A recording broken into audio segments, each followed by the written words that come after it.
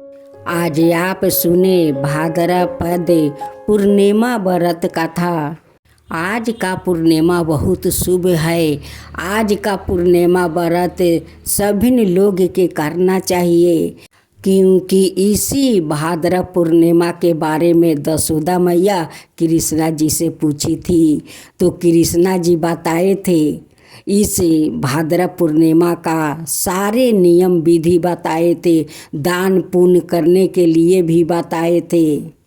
तो इस कथा को पूरा सुनिए, अधूरा मत सुनिए, क्योंकि कृष्णा भगवान को अधूरे सुनने से बहुत तकलीफ होगा।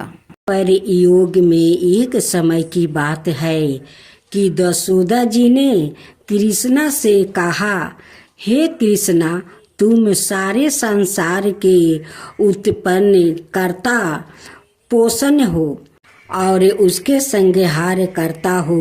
आज कोई ऐसा व्रत मुझसे कहो जिसके करने से मृत्यु लोक में स्त्रियां को विधवा होने का भय ना रहे, और यह व्रत सभी मनुष्यों की मनोकामना पूर्ण करने वाला हो। श्री कृष्णा कहने लगे, हे माता, तुमने अति सुंदर प्रश्न किया है। मैं तुमसे ऐसे ही व्रत को विस्तार कहता हूँ। सौभाग्य की प्राप्ति के लिए स्त्रियों को द्वात्रित अर्थात 32 पूर्णिमाओं का व्रत करना चाहिए। इस व्रत को करने से स्त्रियों को सौभाग्य संपत्ति मिलती है। यह व्रत अचल सौभाग्य को देने वाला है। भगवान शंकर के प्रति मनुष्य मात्रा की भांति को बढ़ाने वाला है। यशोदा जी कहने लगी, हे कृष्णा, सर्वप्रथम इस व्रत को मृत्यु लोक में किसने किया था, इसके विषय विस्तार पूर्वक मुझसे कहो। श्री कृष्णा जी कहने लगे कि इस भूमंडल पर एक अत्यंत प्रसिद्ध राजा चंद्रहास से पालित अनेक प्रकार के रत्नों से परिपूर्ण कार्तिका नाम की एक नगरी थी। वहाँ धनेश्वर नाम का एक ब्राह्मण था और इसकी स्त्री अति सुशील रूपवती थी। दोनों ही उस नगरी में बड़े प्रेम से साथ रहते थे। घर में धन धनाए आदि की कोई कमी नहीं थी। उनको एक ही बड़ा दुख था, उनका कोई संतान नहीं थी, जिस वजह से वो बहुत दुखी रहते थे। एक दिन एक बार तपस्वी योगी उस नगरी में आया। वो योगी बाकी सभी घरों से भिक्षा मांगकर भोजन किया करता था, लेकिन उस ब्राह्मण के घर से भिक्षा नहीं मांगा करता था। एक दिन योगी गंगा किनारे भिक्षा मांगकर प्रेम पूर्वक खा रहा था कि धनेश्वर ने योगी को यह सब करते देख लिया। सब कार्य किसी प्रकार से देख लिया। अपनी भिक्षा अनादर से दुखी होकर धनेश्वर योगी से बोले, और सभी घरों से भिक्षा लेते हैं, परंतु मेरे घर की भिक्षा कभी नहीं लेते हैं, इसका कारण क्या है? योगी कहने लगा कि आपके धर्म हमें इस बात की आज्ञा नहीं देता है, क्योंकि अभी आप गृहस्थ जीवन में एक सुख से वंचित है। आपके घर संतान होने पर मैं आपके घर से भिक्षा स्वीकार कर लूँगा। उन्होंने कहा कि जिसे संतान नहीं है उसके घर से भिक्षा लेने से मेरे भी पतित हो जाने का भय है। धनेश्वर यह सब बात सुनकर बहुत दुखी हुआ और हाथ जोड़कर योगी के पैरों पर गिर पड़ा और दुखी मन से कहने लगा कि आप मुझे संतान प्राप्ति के उपाय बताइए। आप सर्वज्ञान है, मुझ पर अवश्य ही यह कृपा कीजिए। धन की मेरे घर में कोई कमी नहीं है, लेकिन मैं संतान ना होने के कारण अत्यंत दुखी हूँ। आप मेरे इस दुख का हरण कीजिए। यह सुनकर योगी कहने लगे, तुम डंडी की आराधना करो। घर पहुंचकर उन्होंने यह सारी बात अपनी पत्नी को बताई और खुद वन में चला गया। वन में पहुंचकर उसने डंडी की आराधना की और उपास की। चंडी ने 16 दिन उसको सपने में दर्शन दिया और कहा कि हे धनेश्वर, जा तेरे पुत्रा होगा, लेकिन उसकी आयु सिर्फ 16 बरस होगी। 16 बर की आयु में ही उसका मृत्यु हो जाएगी। अगर तुम दोनों स्त्री और पुरुष से 32 पूर्णिमाओं को व्रत करोगे तो यह शीघ्र आयु हो जाएगा। जितनी तुम्हारा समर्थ हो उतने आँचे के दिए जलाकर शिव जी का पूजन करना, लेकिन पूर्णमासी 32 होनी चाहिए। सुबह होती ही तुम्हें इस स्थान के पास एक आम का पेड़ दिखाई देगा। उस पर चढ़कर एक फल तोड़कर अपने घर चले जाना। अपनी स्त्री का इस बारे में बताना। सुबह स्नान होने के बाद वो स्वच्छ होकर शंकर जी का ध्यान करके उस फल को खा लिया। तब शंकर भगवान की कृपा से उसको गर्भ हो जाएगा। जब ब्राह्मण सुबह उठा तो उसे उस स्थान पर आम का पेड़ दिखाई दिया और वो उस फल को तोड़ने के लिए चढ़ा, लेकिन वहाँ पेड़ पर चढ़ नहीं पा रहा था। यह देखकर उसे बड़ी चिंता हुई। उसने भगवान गणेश की उपासना की और कहा, हे दयानिधे, अपने भक्तों के विघ्नों का नाश करके उनके मंगल कार्य को करने वाले, दृष्टि का नाश करने वाले, रिद्धि सिद्धि देने वाले आप मुझे इतना बल दे कि मैं अपनी मनोकामना पूरी कर सकूं। इसके बाद वो पेड़ से फल तोड़ कर अपनी पत्नी के पास पहुंचा। उसकी पत्नी ने अपने पति के कहे अनुसार इस फल को खा लिया और वो गर्भवती हो गई। देवी की कृपा से उसे बहुत सुंदर पुत्र पैदा हुआ। उनका नाम उन्हें देवी दास रखा। माता पिता के हर्ष और शोक के साथ वो बल बढ़ने लगा। भगवान की कृपा से बालक बहुत ही सुंदर था, सुशील और पढ़ाई लिखाई में भी बहुत ही निपुण था। दुर्गे जी के कथा अनुसार उसकी माता से 32 पूर्णमासिया का व्रत रखा। जैसे ही 16वां वर्ग लगा, दोनों पति पत्नी बहुत दुखी हुए, कहीं उनके पुत्र की मृत्यु ना हो जाए।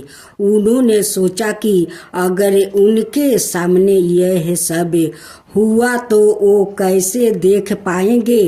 तभी उन्होंने देवी दास के मामा को बुलाया और 1 बरस के लिए देवी दास को काशी में पढ़ने के लिए भेज दिया। 1 बरस के बाद उसे वापस लेकर आ जाने। देवी दास अपने माता के साथ एक घोड़े पर सवार होकर चल दिया। उनके मामा को भी यह बात पता नहीं था। दोनों पति पत्नी से 32 पूर्णमासिया का व्रत पूरा किया। दूसरी तरफ मामा और भांजा दोनों रात गुजारने के लिए रास्ते में एक गांव में रुके। उस दिन उस गांव में ब्राह्मण की कन्या का विवाह होने वाला था। जिस धर्मशाला में बर और बारात के बाकी लोगों रुके हुए थे, उसी धर्मशाला में देवीदास और उसका मामा ठहर गए। उधर कन्या को तेल आदि चढ़ाने के बाद जब लगन का समय आया तो बर की तबीयत खराब हो गई। बर के पिता ने अपने परिवार वालों से विचार विमर्श करके कहा कि यह देवीदास मेरे पुत्र जैसा ही है, मैं इसके साथ लगन कर दूं और बाद में बाकी सारे काम मेरे बेटे के साथ पूरे हो जाएंगे। ऐसे कहने के बाद बर के पिता देवीदास को मांगने के लिए उसके मामा के पास गया और उन्हें सारी बात बताई। मामा ने कहा कि कन्यादान में जो कुछ भी मिलेगा वो हमें दे दिया जाएगा। बर के पिता ने बात स्वीकार कर लिया। उसके बाद देवीदास का विवाह कन्या के साथ संपन्न हो गया।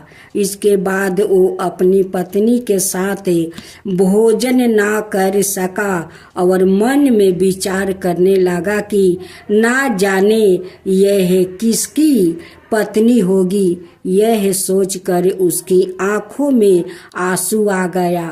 तब बधू ने पूछा कि क्या बात है, आप उदास क्यों है? तब उसने सारी बातें पत्नी को बता दिया। तब कन्या कहने लगी, यह ब्रह्म विवाद के विपरीत है। आप ही मेरे पति है, मैं आपकी पत्नी रहूंगी, किसी अन्याय की कभी नहीं। तब देवीदास ने कहा, ऐसा मत करिए, क्योंकि मेरी आहु बहुत कम है। मेरे बाद आपको क्या होगा? लेकिन उसकी पत्नी नहीं मानी और बोली, स्वामी आप भोजन कीजिए। दोनों रात में सोने के लिए चले गए। सुबह देवीदास ने पत्नी को 4 नागों से जोड़ी एक अंगूठी दिया और एक रुमाल दिया और बोला कि हे प्रिया, इसे लो और संकेत समझ कर अस्थिर चित हो जाओ। मेरे मरण और जीवन जानने के लिए एक पुष्पा बटिका बना लो।